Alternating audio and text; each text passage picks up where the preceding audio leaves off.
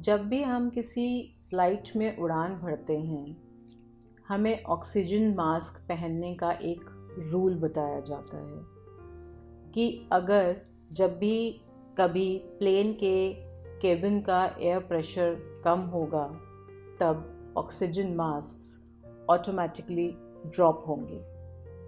But please पहले mask अपने मुंह और नाक पर लगाएं, तब किसी और को असिस्ट करें।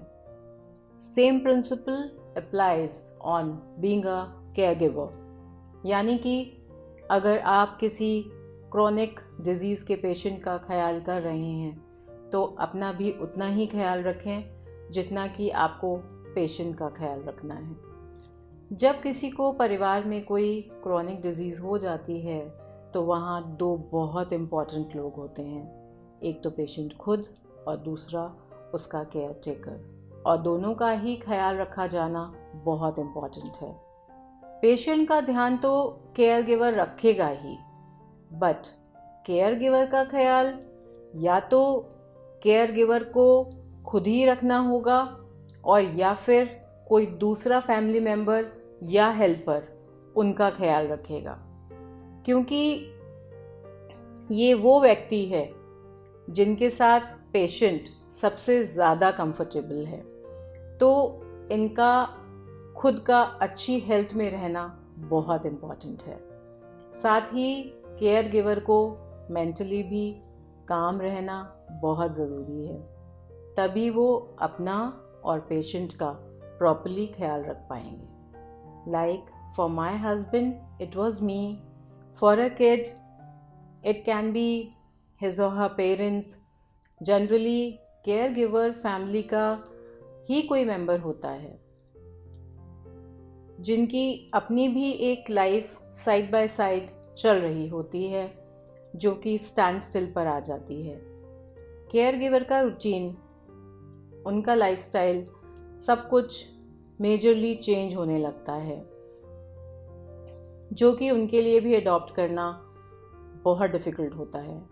बिकॉज़ बहुत लंबे समय के लिए बहुत कुछ रोक देना या छोड़ देना, जैसे कि not talking to your friends, relative से भी बात ना कर पाना, not even getting to meet them, not going to parties either, कोई भी आउटिंग ना होना, जैसे कि ना तो कोई मूवीज़, ना शॉपिंग, ना कोई kitties. So you have given up on everything. ये इतना आसान नहीं है, बट आप पेशेंट का प्रॉपर ख्याल तभी रख पाएंगे जब आप ये सब गिव अप करेंगे। नहीं तो आप कहीं ना कहीं अपनी हेल्थ के साथ कॉम्प्रोमाइज़ करेंगे और साथ ही पेशेंट की केयर भी प्रॉपर्ली नहीं कर पाएंगे। मेरी ये रिक्वेस्ट है आप सभी लोगों से जो अभी मुझे सुन रहे हैं और किसी ना किसी पेशेंट के केयर गिवर हैं, जो कि मैं भी थी at one point of time, कि अपनी फ़िज़िकल हेल्थ का बहुत ज़्यादा ख्याल रखें, क्योंकि ये कोई एक दिन की बात नहीं है। हमें नहीं पता कि हमें कहाँ तक जाना है। अच्छे से निभाना है तो अपने आप को एनर्जाइज रखना होगा, उसके लिए अपना ख्याल रखना ज़रूरी है। तो अच्छे से खाएं, अपने आप को टाइम दें। शायद कभी कोई ऐसा दिन भी हो जब आप इतने थके हों कि आपको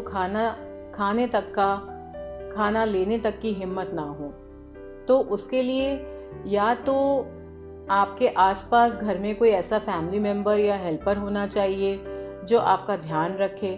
अदरवाइज़ आपको खुद से ही इतनी करेज गैदर करनी होगी, मतलब हिम्मत जुटानी होगी कि आप टायर्ड होते हुए भी बिना खाना खाए ना सोएं। साथ ही ये भी बहुत इम्पॉर्टेंट है कि आप अपनी नींद प्रॉपरली लें। इन सभी चीज़ों के साथ थोड़ा चेंज भी इम्पॉर्टेंट है। Like if I talk about my self, starting में 1.5 years मुझे हार्डली टाइम मिलता था, which actually brought a lot of stress। But बाद में फैमिली और हेल्पर्स के साथ होने से मैं कुछ टाइम मैनेज कर लेती थी फॉर माई सेल्फ। जैसे कभी मूवी देखने चले गए फ्रेंड्स के साथ, से once in 10 days, or for lunch again, maybe once in a week's time. So that used to give a good break, और एक अच्छा चेंज हो जाता था। And this prepares you for next few days. कभी कोई दिन ऐसा भी हो सकता है जिस दिन आपकी तबीयत अच्छी ना हो, तब उस दिन प्लीज़ अपने आप को एक्सर्ट ना करें और ना ही बुरा फील करें कि आप पेशेंट के लिए उस दिन अच्छे से काम नहीं कर पा रहे हैं, जैसे कि हर रोज़ करते हैं। उस दिन काम किसी और को समझा दें, थोड़ा धीरे धीरे कर लें, जितना कर पाएँ उतना कर लें, बस मुस्कुराते रहिए। उस दिन ऐसा करिए कि पेशेंट के साथ ज़्यादा बैठ जाइए और बातें कर लीजिए, और may be you can rest in the same room. Rest करके सेम एनर्जी के साथ नेक्स्ट डे के लिए रेडी हो जाइए। पेशेंट के साथ साथ अपनी मेडिसिन्स भी टाइम पर लेते रहिए। पेशेंट के साथ अपनी हेल्थ के का भी ध्यान रखिए, that is also very important. Care giver की फिज़िकल हेल्थ के साथ साथ स्ट्रेस फ्री रहना भी बहुत इम्पॉर्टेंट है। मेन केयर गिवर के साथ और जो भी फैमिली मेम्बर्स ये बात सुन रहे हैं, प्लीज़ ध्यान दें, केयर गिवर के साथ हमेशा संवेदनशील रहिए, क्योंकि वो भी एक बहुत बड़ी लड़ाई लड़ रहा है। केयर गिवर की मेंटल हेल्थ हमेशा स्टेक पर है। अगर उसका ख्याल अच्छे से ना रखा जाए दूसरे फैमिली मेम्बर्स के द्वारा, तो ये भी उसे खुद ही करना होगा। अगर कोई नहीं है तो please try to be strong.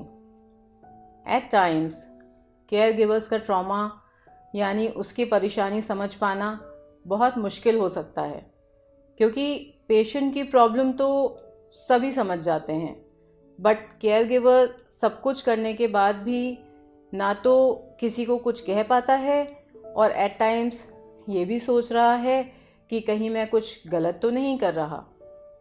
तो केयर गिवर को खुद अपनी मेंटल हेल्थ को साउंड रखने के लिए किसी ना किसी से बात करते रहना बहुत आवश्यक है। वो कोई फैमिली मेम्बर हो सकता है, कोई नहीं है तो आप किसी काउंसलर से भी बात कर सकते हैं, बट अपने दिल की बात बोलना बहुत ज़रूरी है, और वो भी उस इंसान से जो आपकी बात को समझे। ऐसा करने से आप लाइट फील करेंगे और स्ट्रेस में भी नहीं जाएंगे। कोशिश करिए कि एक इमोशनल केयर गिवर मत बनिए। अपने आप का भी ध्यान रखिए, वैल्यू करिए और अपनी नीड्स को भी पूरी करने की कोशिश करिए। To keep yourself going while doing this, try to have a good laugh, maybe watch a good TV show. अगर रोने का मन करता है तो रो लीजिए। रोना वीकनेस की निशानी नहीं होती है, इट विल रिड्यूस टेंशन। थोड़ी एक्सरसाइज भी स्ट्रेस रिड्यूस करती है। Brisk walk too will help. सोने से पहले कुछ ऐसा ले लो जो अच्छी नींद इंड्यूस करे, लाइक लिटिल मिल्क विद हल्दी इन इट। अपनी पसंद का म्यूज़िक सुने और रिलैक्सेशन टेक्निक सीखें। कभी कभी गार्डनिंग करना या कुछ भी अपनी पसंद का करना विल हेल्प। उतना ही करना जितना आपसे हो पाए। अगर आपके साथ और भी हेल्पर्स हैं तो एक दूसरे को आपस में ब्रेक देना ताकि सभी रिचार्ज हो पाएँ। केयर गिवर और हेल्पर्स आपस में एक दूसरे के वर्क को अप्रिशिएट करें, जिससे आगे काम करने में और एनर्जी मिलती है और कॉन्फिडेंस बढ़ता है। आपके घर अगर बाहर से हेल्पर्स आ रहे हैं तो उनके भी खाने और हेल्थ का और साथ ही सारी नीड्स का उतना ही ख्याल रखें, otherwise they will also give up someday.